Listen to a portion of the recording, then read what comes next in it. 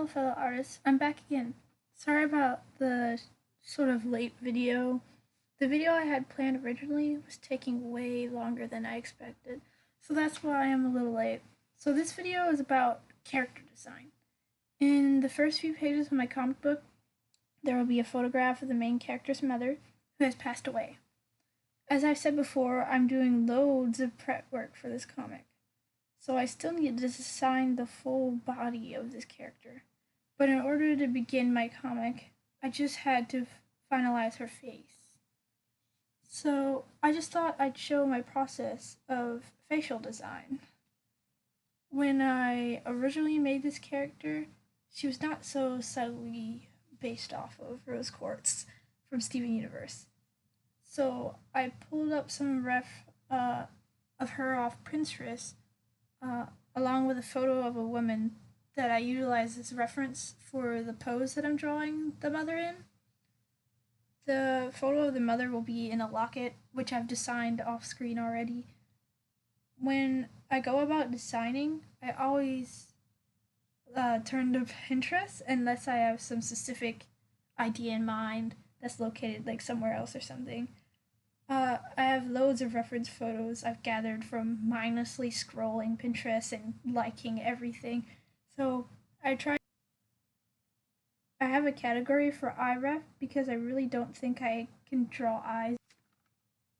So I just utilize the eye shapes and then try to put them in my style, which is why I pull up reference of my two fully designed characters' eyes.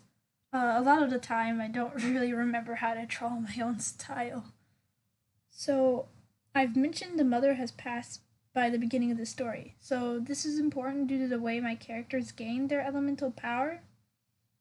In order to inherit the power, their parent with the power must die, and only after they have died, the power will transfer to the child.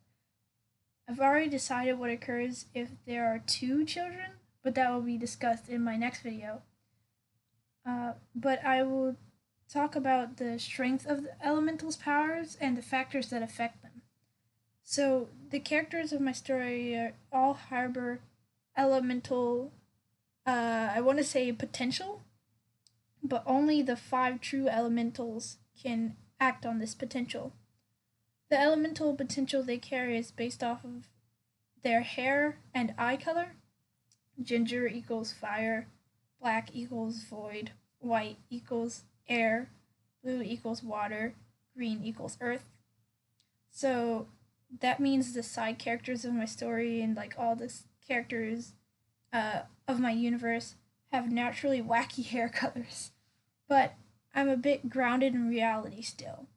For example, the twin characters Finn and Aiden are Scottish, while a villain, as mentioned before, is Chinese.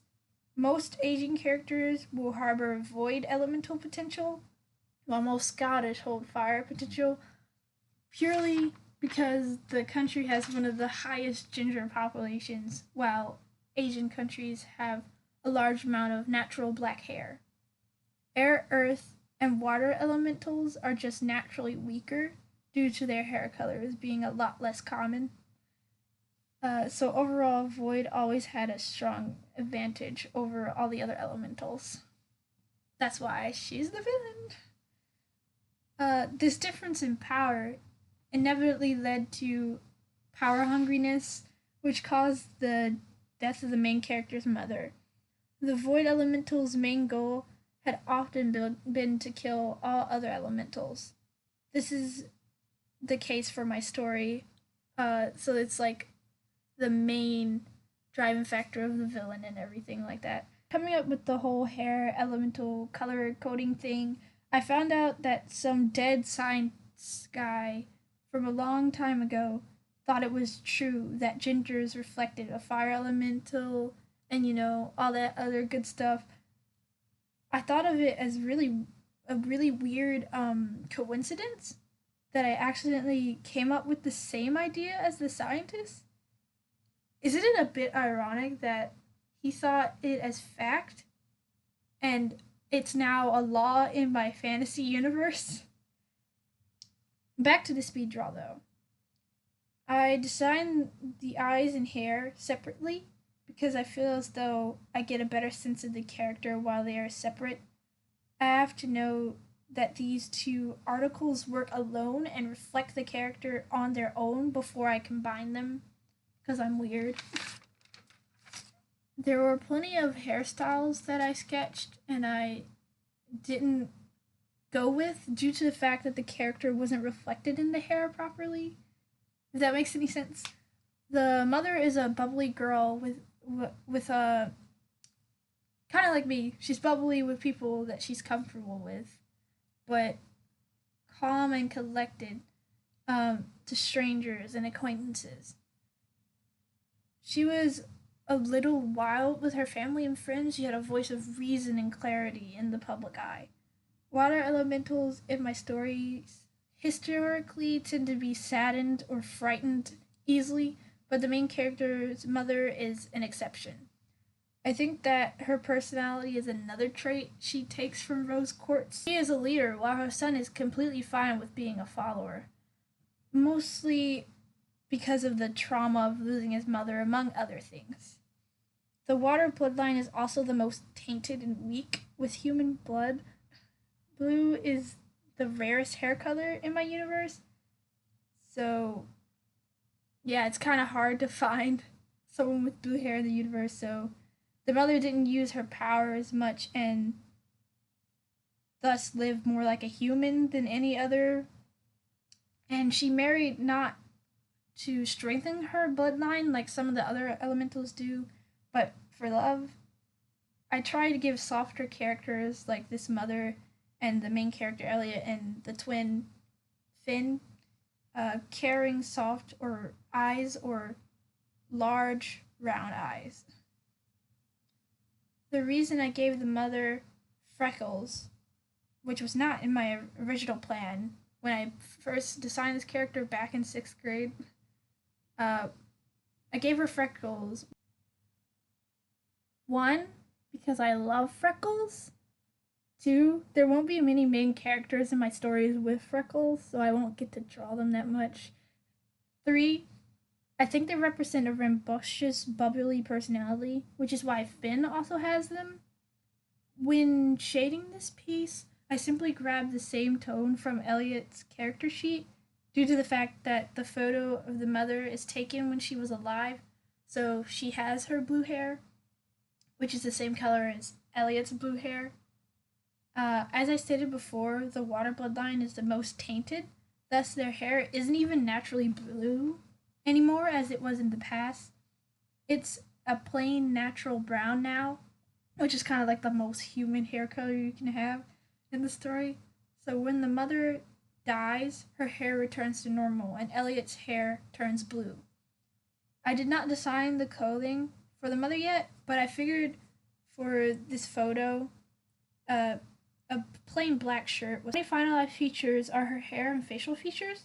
The manga will be created with a grayscale palette, despite the fact that color is such an important thing to the story. But I do intend to do a few color pages and illustrations related to the comic. Coloring the whole thing would be overkill for me because this is my first comic that is actually like completely original in my own and is pretty long in my opinion because the first chapter itself is 50 pages. In the far past, I did a lot of random stuff for Soul Eater, like random comics. Well, when I first got into the anime. So I guess those were my first comics. It was like one of those character insert garbage fires of a comic. It was terrible. This drawing didn't take too long to complete and is a major step towards my comic work becoming reality. The next video will be a speed drawing of my character design turnaround process for Finn, which much like the first video I posted this summer, but it's the whole process this time, not just whatever I did in that video. That was just kind of a video so I can have a video up. Like, it was like right after school and I was just really bored.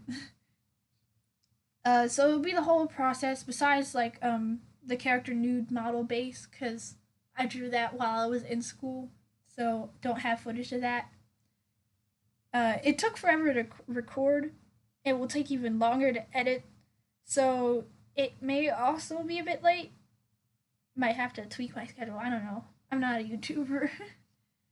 Thank you for watching, and I hope you enjoyed my ramblings. The link to my Insta and Tumblr should be below. Have a wonderful day!